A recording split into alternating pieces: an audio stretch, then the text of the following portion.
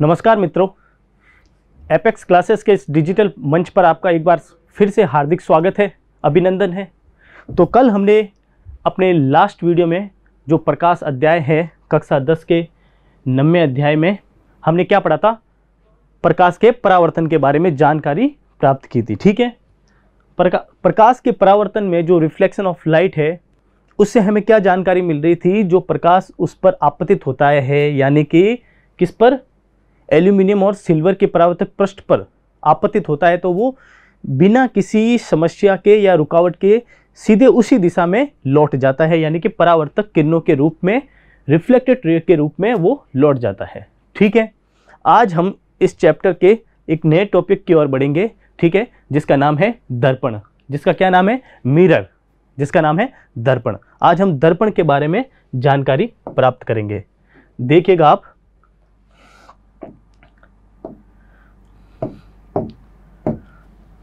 दर्पण यानी कि मिरर। ठीक है, दर्पण क्या होता है? दर्पण आप सामान्य तो देखते रहते हैं। ठीक है, कांच के जो हमारे घर में आईने होते हैं उनको कहें, या आप देखते हैं। फिर भी दर्पण दो प्रकार के होते हैं, आप ध्यान रखिएगा। जो हमारे कोर्स के अकॉर्डिंग 10th के आईबीएसई सिलेबस के अकॉर्डिंग है वो है गोलीय दर्पण और समतल दर्पण, यानी कि स्फेरिकल मिरर और प्लेन मिरर। ठीक है, पहले हम इसकी सामान्य डेफिनेशन देखें किसकी, दर्पण की। तो हम क्या देखेंगे, मैं बताऊंगा आपको। वह पदार्थ जो नियम अनुसार आपतित किरणों का 98% परावर्तित कर दे, आपतित किरणों का 98% भाग को वो परावर्तित कर दे, वो दर्पण कहलाता है। ठीक है, मैं इसकी डेफिनेशन लिखूं तो आप देखिएगा। देखिए, वह पदार्थ जो अपने नियम अनुसार, वह पदार्थ जो अपने नियम अनुसार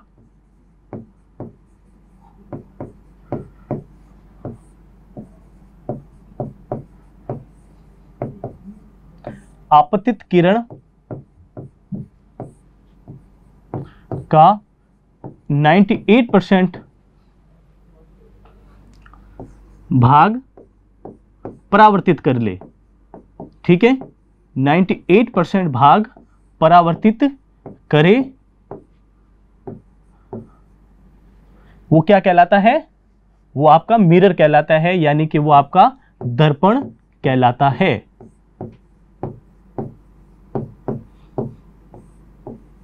ठीक है, ये एक दर्पण की सामान्य सी परिभाषा हो गई।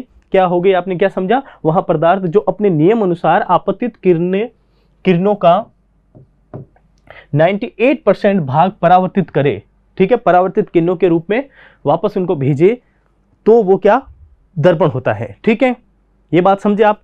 तो दर्पण के टाइप कितने होते हैं मैंने आपको बताया अभी, देखिएगा आप। मैं अगर दर्पण के प्रकार की बात करूं तो वो कितने प्रकार के होते हैं? दो प्रकार के होते हैं। कितने प्रकार के होते हैं वो? दो प्रकार के होते हैं। कौन? दर्पण दो प्रकार के होते हैं, गोलीय दर्पण और समतल दर्पण। ठीक है, कौन सा? गोलीय दर्पण, जिसे क्या कहते हैं,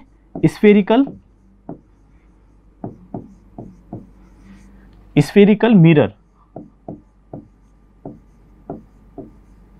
ओके, और दूसरा क्या होता है, समतल दर्पण।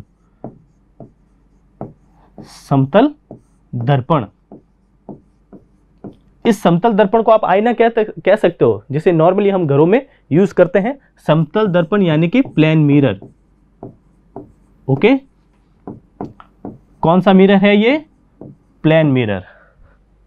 तो यहां आपने क्या जाना, दर्पण यानी कि मिरर दो प्रकार का होता है नॉर्मली, जो हमारे कोर्स में है, गोलीय दर्पण और समतल दर्पण। ठीक है, इसके बाद अगर मैं बात करूं तो यहां आप देखेंगे गोलीय दर्पण भी दो प्रकार का होता है। कौन? गोलीय दर्पण दो प्रकार का होता है। वो दो प्रकार कौन से होंगे? देखिए पहला प्रकार होगा आपका अवतल दर्पण। कौन होगा? अवतल दर्पण। और दूसरा आपका प्रकार होगा उत्तल दर्पण। ठीक है,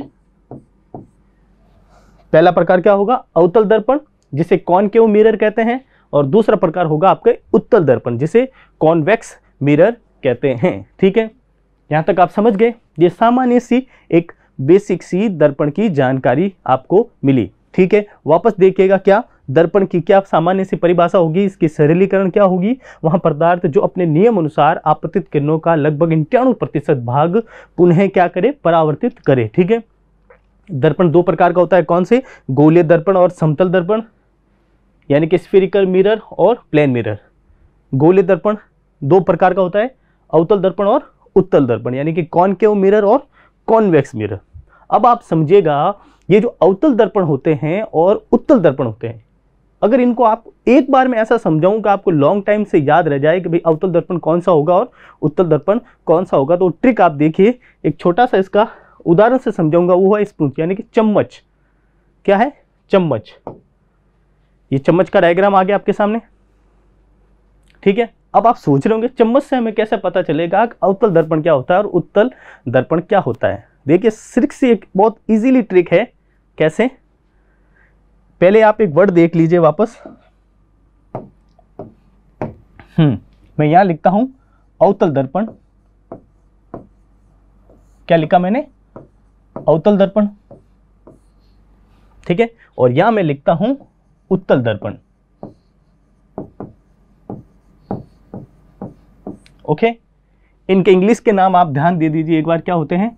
कॉनकेव मिरर। क्या होते हैं? Concave mirror. ठीक है, और इसको कहते हैं convex mirror. Convex mirror. Okay, ठीक है। अब आप एक बार मैं आपको बता रहा हूं चम्मच। चम्मच में आप एक बार देख लीजिए, यहां एक शब्द है आपके अ। क्या शब्द है? अ। ठीक है, और यहां उत्तल में आपको एक शब्द नहीं, सॉरी मैं कहूंगा एक वर्ण है उ, और यहां क्या है? अ। अ से आप ध्यान रखिएगा, अ से होता है अंदर। अ से क्या होता है? अंदर। ठीक है, और उ से क्या होता है? उभरा हुआ, यानी मैं लिख देता हूं उभरा। ठीक है, वापस देख लीजिए आप। आ से क्या? अंदर, और उ से क्या? उभरा हुआ। तो चम्मच के इस छोटे से चित्र में आपको यही बात समझनी है। इस चम्मच का जो अंदर वाला भाग है, ठीक है, यानी कि मैं ऐसे बता रहा हूं आपको, अंदर वाला जो भाग है वो भाग क्या होगा? वो भाग होगा आपके अवतल दर्पण। क्या होगा वो भाग? अवतल दर्पण। ठीक है, और जो उभरा वाला भाग है ये आपका क्या होगा? उत्तल दर्पण। ठीक है, उ से यानी उभरा हुआ और अ से यानी के अंदर, इन। ठीक है, देख लिया आपने ये? समझ गए उत्तल दर्पण की स्थिति क्या रहती है और अवतल दर्पण की स्थिति क्या रहती है। ठीक है, आगे देखिएगा आप। जैसे मैं यहां लिखता हूं अवतल दर्पण, और इस साइड में मैं लिख लेता हूं उत्तल दर्पण।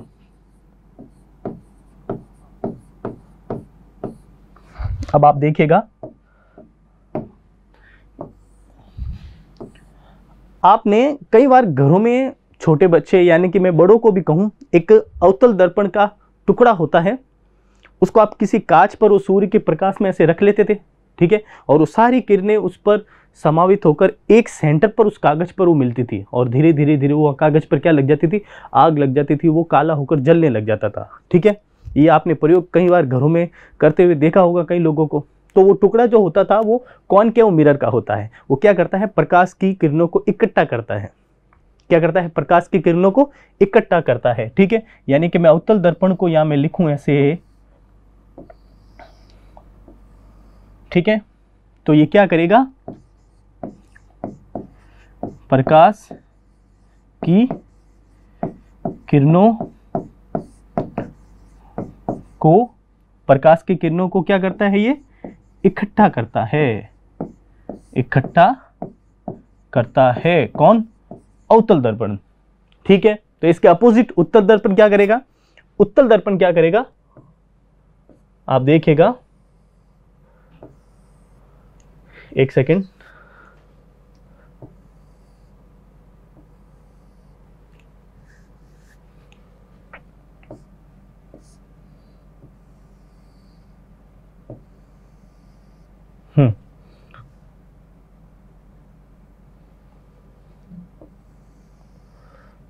जैसे कि आप देख लीजिए उत्तल दर्पण।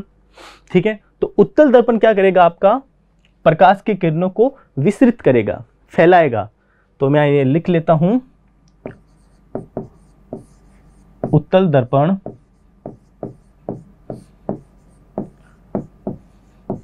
प्रकाश की किरणों को फैलाता है। प्रकाश की किरणों को फैलाता है। ठीक है, अवतल दर्पण क्या करता है? प्रकाश की किरणों को एकत्रित करता है, और उत्तल दर्पण प्रकाश की किरणों को, यानी कि कॉन्वेक्स मिरर क्या करता है? प्रकाश की किरणों को फैलाता है।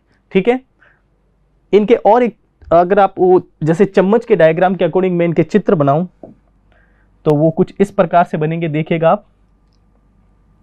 देखिए, ये अंदर का भाग था, कौन?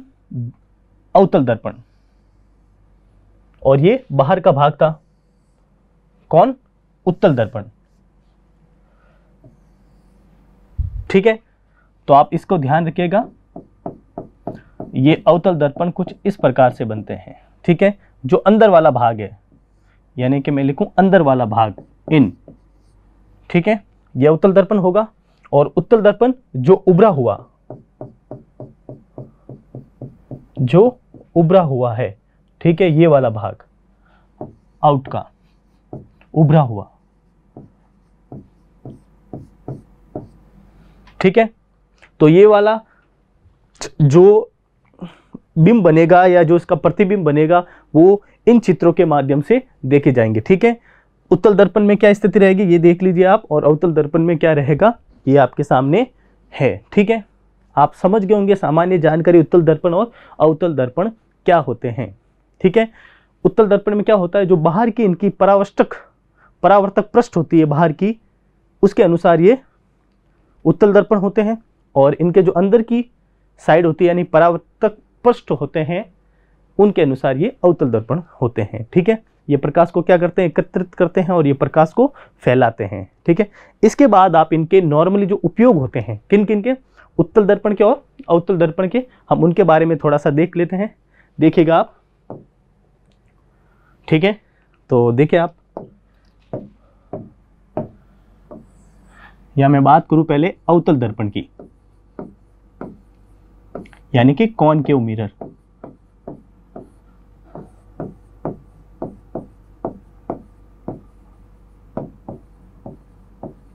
किसकी?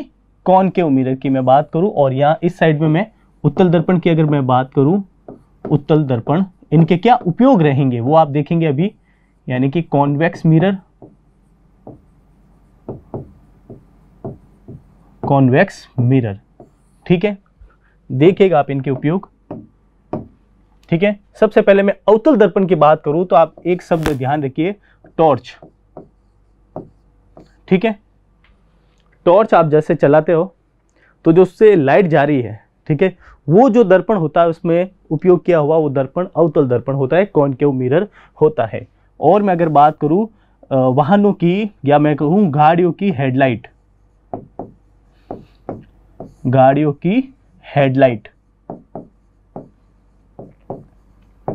ठीक है, गाड़ियों की हेडलाइट, आपके पास बाइक तो होगी, आप जब बाइक चलाते हो बाइक से वो रोशनी यानी कि वो लाइट जो जाती है, अब तो 4G बाइक आ गई है, सब में जिस समय भी आप बाइक चलाओ वो साथ में लाइट चलती रहती है, यानी कि अवतल दर्पण का यूज हो रहा है।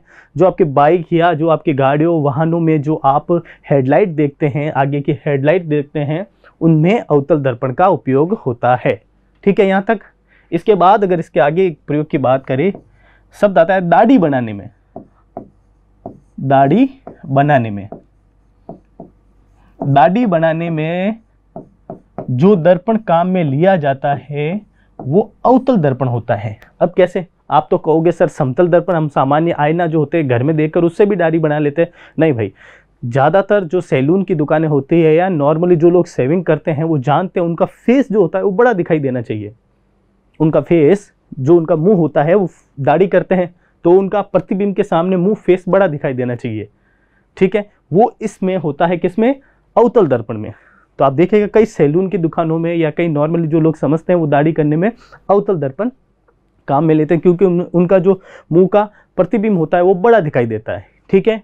इसके बाद अगर आप देखें तो जो डॉक्टर होते हैं नाक, कान और दांतों के, टिथ के, नोज के, एयर के, वो लोग जो इनकी सूक्ष्म संरचनाएं देखते हैं अंदर से, तो वो अवतल दर्पण का उपयोग करते हैं। किसका उपयोग करते हैं? अवतल दर्पण के। यानी कि मैं लिखता हूं नाक, कान, सॉरी आंख नहीं, नाक, कान और मेनली दांत, ठीक है, कि डॉक्टर, ठीक है, कि डॉक्टर अवतल दर्पण का उपयोग करते हैं। कि डॉक्टर अवतल दर्पण का यूज करते हैं इनकी संरचनाएं देखने के लिए। किनकी? नाक, कान और दांत के डॉक्टर अवतल दर्पण का यूज करते हैं। वो जब दांत को देखते हैं ना उन आंखों में लगाकर, तो वो दांतों की सूक्ष्म संरचना, उनमें जो कैविटी होती है, जो भी उनमें प्रॉब्लम होती है, वो इस दर्पण का यूज करते हैं देखने के लिए, ठीक है। तो आप क्या ध्यान रखोगे? जो चिकित्सक होते हैं नाक, कान और दांतों के, वो अवतल दर्पण का उपयोग करते हैं, ठीक है। इसके बाद आगे देखें इनके उपयोग की, तो एक उपयोग आता है, आपने गांव में देखा होगा, बिजली नहीं होती है, सौर ऊर्जा, ठीक है। सौर उष्मक या सौर ऊर्जा एनर्जी को जब प्रकाश से एकत्रित किया जाता है, प्रकाश से जब प्रकाश किरणों को सौर ऊर्जा पर एकत्रित किया जाता है, तो वहां पर भी अवतल दर्पण का उपयोग होता है। मैं क्या लिखता हूं देखिएगा आप, सौर ऊर्जा को प्रकाश की किरणों के रूप में एकत्रित करने में अवतल दर्पण का उपयोग होता है, ठीक है। तो अभी आपने क्या क्या देखा? टॉर्च, गाड़ियों की हेडलाइट, दाढ़ी बनाने में, नाक, कान, दांत के डॉक्टर अवतल दर्पण का यूज करते हैं, ठीक है। सौर ऊर्जा को प्रकाश की किरणों के रूप में एकत्रित करने के लिए भी अवतल दर्पण का नॉर्मली हम यूज करते हैं। उसके बाद देखिए हम प्रयोग में, तो उत्तल दर्पण के आप 3 प्रयोग ध्यान रखिएगा, सॉरी 3 प्रयोग नहीं, 3 उपयोग जो नॉर्मली यूज किए जाते हैं। सबसे पहले, ये तो सबसे मेन है, वाहनों में साइड ग्लास, वाहनों में साइड ग्लास। आपकी बाइक या कार के जो साइड में साइड ग्लास लगे होते हैं, ठीक है, पीछे की ओर देखने के वाहन जो आ रहे हैं उनको देखने के लिए इनका उपयोग किया जाता है। किनका? साइड ग्लास का। साइड ग्लास जो लगे होते हैं उनमें क्या होता है, वो प्रतिबिंब जो बनते हैं वो आभासी बनते हैं, सीधे बनेंगे। कार जैसे सीधी आ रही है तो उल्टी नहीं दिखेगी, वो सीधी हुई आती दिखेगी और छोटा प्रतिबिंब बनेगा। यानी कि उस छोटे से मिरर में, साइड ग्लास में, उस उत्तल दर्पण में आप क्या देखेंगे, उस ग्लास में 10-12 बाइक, 4-5 कार आपको नॉर्मली दिख रही होगी आती हुई, यानी कि छोटे प्रतिबिंब होकर आपको दिख रहे हैं। इसलिए अवतल दर्पण का वाहनों के साइड ग्लास में यूज किया जाता है। एक और देखें तो इनका सोडियम परावर्तक लैंप में, सोडियम परावर्तक लैंप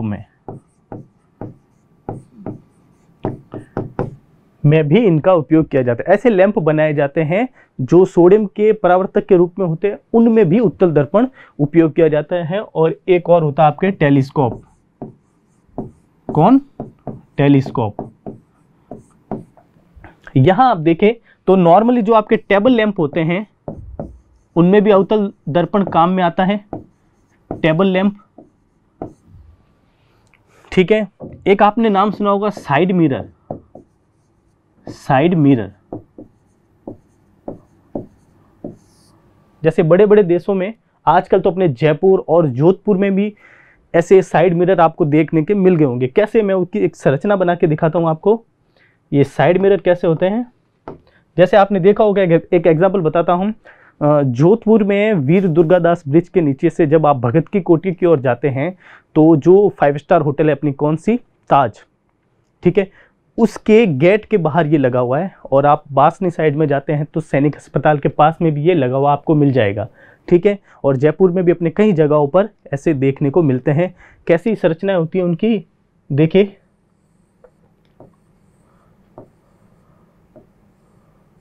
ठीक है, ये कुछ इस तरीके से रोड पर लगे रहते हैं। अब ये काम क्या आते हैं, ये अवतल दर्पण में ही, इनके अंदर अवतल दर्पण होता है, ठीक है। ये काम क्या करते हैं, जैसे कि आपने सुना होगा चौराया होता है जिससे 4 रोड एक साइड में आकर मिलती है।